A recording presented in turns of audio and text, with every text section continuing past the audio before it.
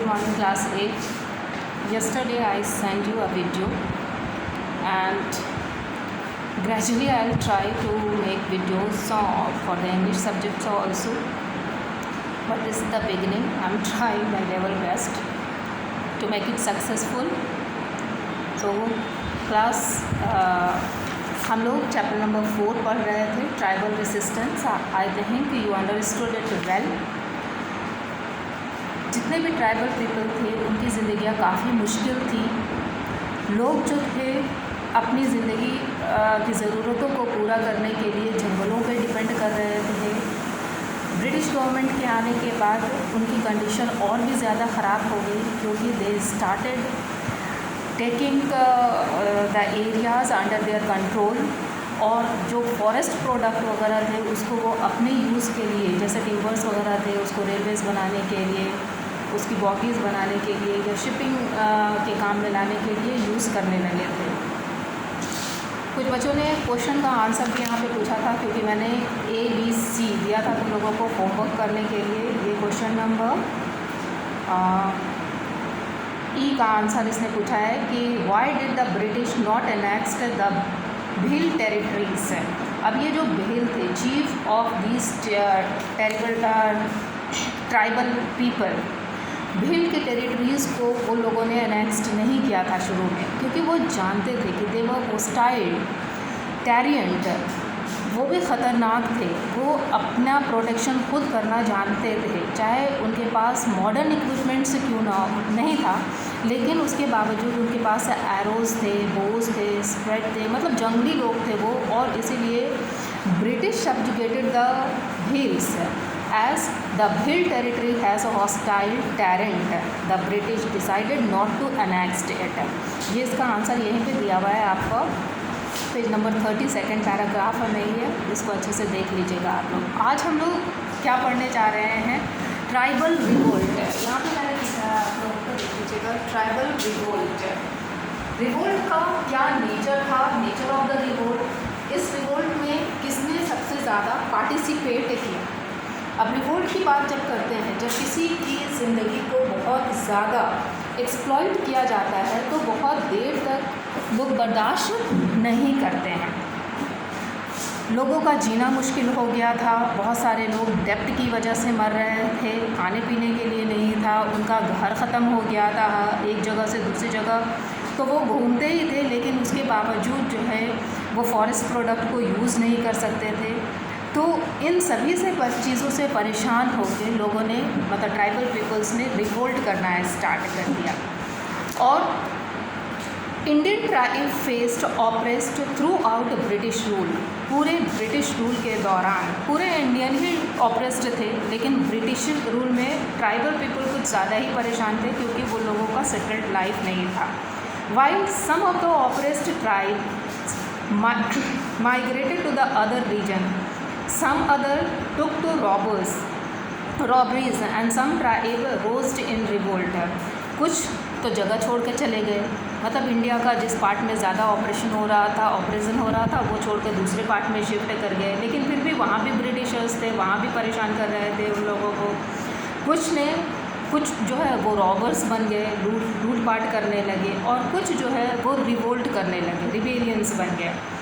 Nature of the revolt क्या था? The tribal revolt led to unequal confrontations between the British troop armed with guns. हम लोग जानते हैं कि ब्रिटिशर्स के पास में मॉडर्न इक्विपमेंट्स थे, गन्स थे, जबकि ट्राइबल पीपल के पास बोज, एरोज, एक्सेस, स्प्रेड, ये सारी चीज़ें थी, मतलब जो जंगली लोग यूज़ करते हैं अपने बचाव के लिए. Thousand of a tribal fought till their last breath, and there was tribal revolt in many of the regions of India. बहुत सारे रीजन्स में ये रिवोल्ट होना शुरू किया. बिहार एंड झारखंड जो है इसका मेन रीजन बना.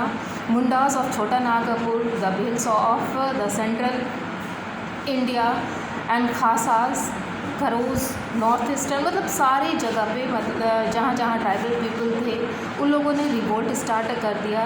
The tribal people of the central India who violated a forest law in 1930. जो फॉरेस्ट लॉ बनाया गया, फॉरेस्ट लॉ में ये बनाया गया था कि कोई भी ट्राइबल लोग जो हैं वो फॉरेस्ट प्रोडक्ट को यूज़ नहीं करेंगे। फॉरेस्ट प्रोडक्ट यूज़ नहीं करेंगे तो वो लोग तो अपनी ज़रूरतों को पूरे करने के लिए फॉरेस्ट प्रोडक्ट पे ही डिपेंड करते थे। तो उन लोगों ने इस लॉ को तोड़ा।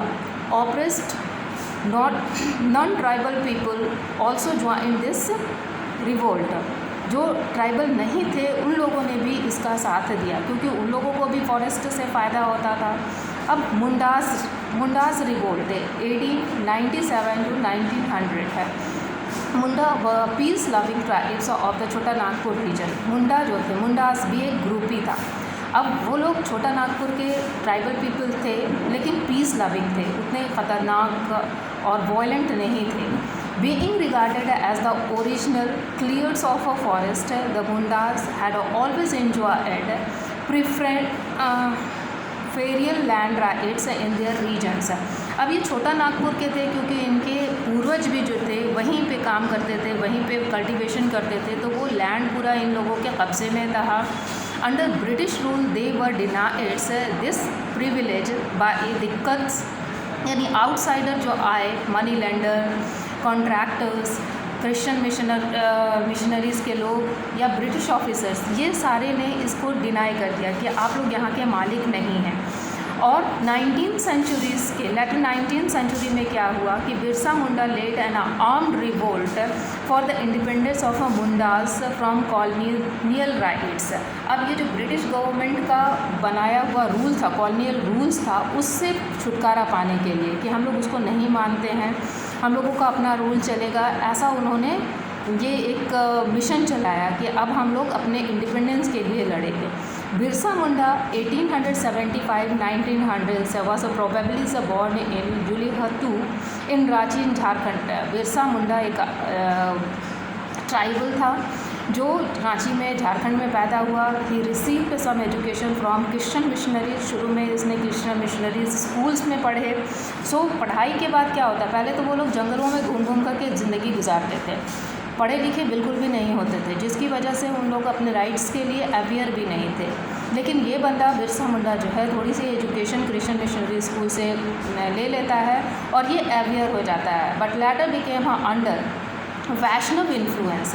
पहले वो क्रिश्चियन मिशनरीज़ में पढ़ाई तो किया उसने, लेकिन बाद में क्या है कि वो वैष्णव इन्फ्लुएंस्ड में आ गया, यानी हिंदू धर्म में को मानने लगा। As a young man Birsa became sensitive to the exploitations of the Mundas by the Dikhus। अब क्या है कि जितने लोग मुंडास को एक्सप्लॉइट कर रहे थे, स्पेशली दिखूस वगैरह, तो उससे ये थोड़ा परेशान एनवायर्ड हो गया और इसके against this exploitation he started a movement. He joined a protest against the taking over the village wastelands by the British. अब ये ब्रिटिश के अगेंस्ट में वेस्ट लैंड्स के लिए जो है ये अपना मिशन स्टार्ट करता है। इन 1894 the fell off the monsoon caused widespread starvation and epidemic। 1894 में बारिश के कम होने की वजह से, मानसून नहीं होने की वजह से भूखमरी और एपिडेमिक मतलब महामारी जैसा चीज़ फैल गया।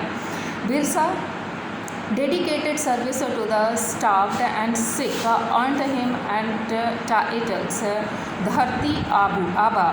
अब क्या है कि ये बिरसा मुंडा जो एक बच्चा था, उसने क्या किया कि सारे लोगों को, सिख को, भूखे लोगों को, उन लोगों की सेवा की और लोगों ने उसे जो है एक टाइटल दे दिया, वो धरती आबा का। इसका मतलब होता है father of the earth. and the leadership of his people. As leader of Munda, he demanded the remissions of forest taxes। अब क्या है कि ये मुंडास का लीडर भी माना जाने लगा। उसके बाद लीडर होने की वजह से इसे कुछ सर्विस दिलानी थी, कुछ प्रिविलेजेस दिलाने थे अपने मुंडास ट्राइबल को। उसने फॉरेस्ट टैक्सेस में रिमिशन मतलब उसको कम करने के लिए रिक्वेस्ट किया। And he was arrested and exploitation continued. अब क्या है कि इसको अरेस्ट कर लिया गया और वैसे ही एक्सप्लॉइटेशन कंटिन्यू रहा ब्रिटिशर्स का।